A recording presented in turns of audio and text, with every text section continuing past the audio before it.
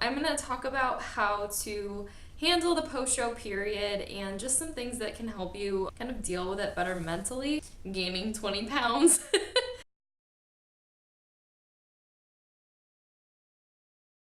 The first thing is when I was prepping, I knew that probably like until 3 or 4 months into it that I should stop buying clothes. When else are they gonna fit me, you know? I had a few things that I bought just for the time being that weren't like crazy Lululemon like pants or anything like that, just to have so I wouldn't feel like I was a noodle in everything I owned. But you saw like, and you still see that I wear the same clothes to the gym and I tie them. Like, I don't give a shit. They look like rags. They get wrecked anyways. So I'm not one to purchase really expensive gym clothes for this period. When I do go back to maintenance, then I'll buy more like really nice Lulus and stuff, just because I'm not crazy about clothes, but I do feel good when I go to the gym and I look cute, and it just makes you feel better. Especially jeans. My closet is probably, I think I have like 10, I never even wear jeans. I have like 10 pairs of jeans. They're all different sizes. It's basically like each month of prep, like I had a pair. Oliver. Once you get to maintenance, buy clothes you feel comfortable in and that make you feel pretty and look good. We don't want to be wearing those jeans that we had at the last month of prep and put them on and not feel great. So yeah, personally, I don't even, I'm handling it like almost too well. Like, I'll look at my stuff and I'll be like, okay, that doesn't fit me. Thank God I don't feel like shit anymore.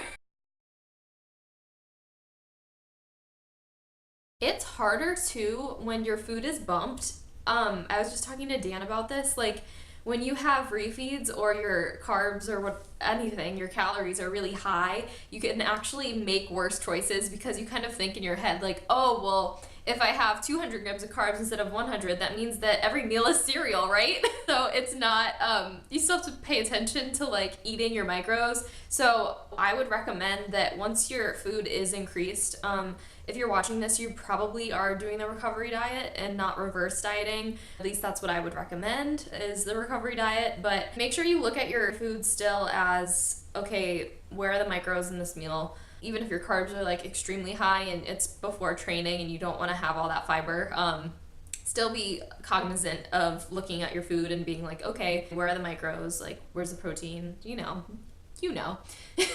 Don't be completely thrown off with the fact that your food is increased and so that automatically means, oh, okay, I'll have all processed carbs, because you're not gonna feel great. I honestly think too that, stop! We're meant to move and we're meant to eat micros. Like, we literally need them. So I don't think that there should be such a switch, rather a dimmer coming off of your show. And so, yes, your food is higher, but you should still be guys, stop! You should still be eating nutrient-dense foods that satiate you. You're an athlete. You need to be fueled well. It is a time to enjoy yourself, and I think most importantly, to be able to go out to eat and be social is really important. Live in a society where food is huge with social situations.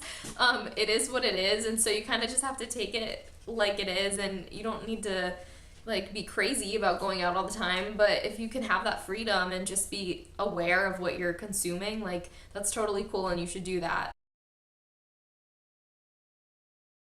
Coming off a show, if you prep wrong, it's hard because you have to have a maturity in prep if you're doing it right, that is like, okay, this food in itself is not a bad food, but I'm not going to be satiated from it and I want to feel as good as I can. This other food is actually better for me right now. If you don't have that maturity and you are dieting the wrong way and you're excluding foods because in your head it's more of a like clean and dirty type deal, then after your show, you're gonna come off of your show and you're gonna be like, oh my God, chocolate, need. Oh my God, potato chips, need. You're gonna want everything that you didn't have in your prep, obviously, because it's human nature. Basically saying, if you can't have this, I want it. Back to what I was saying, if you exclude foods in your prep because of that and not how I explained previously, like, okay, just in this moment, this isn't the best choice, not making this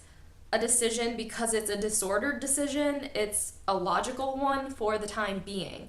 So if you're prepping and you don't do that, coming off of your show, you're gonna want everything, and basically you have to prevent those mistakes before you even prep. You have to understand the logical decisions when you're in prep, because the aftermath of it, of coming off of your show, you're gonna be kind of screwed up if you don't have that mindset.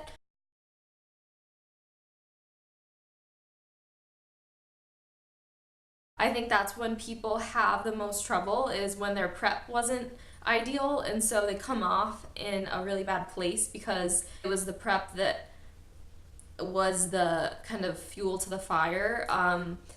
I think it's easy to do a prep if you are in a disordered place too, because it kind of just gives you guidelines and there's no swaying around them. And so some people thrive that way, and unfortunately it can cause a lot of issues, because once those chains are released, you're kind of just like, what now? And not having another deadline, to some people, it will really screw them up in their head. Then you have a mix of coming off of your show, not having a deadline, eating foods you haven't normally before. Maybe your body isn't used to them and it reacts a certain way. You get bloated, or you just don't feel great because you literally don't have the enzymes in your stomach to break down the food, because it's like, what is this? And all these factors coming at once can really mess someone up. And I totally understand now why people binge eat after their show. You just before, like, I'd be like, how did this girl go from that to like 50 pounds plus? Like, doesn't she know about nutrition? Like, I understand it now, because your body, I felt this, like, your body's just like, give me food, give me it.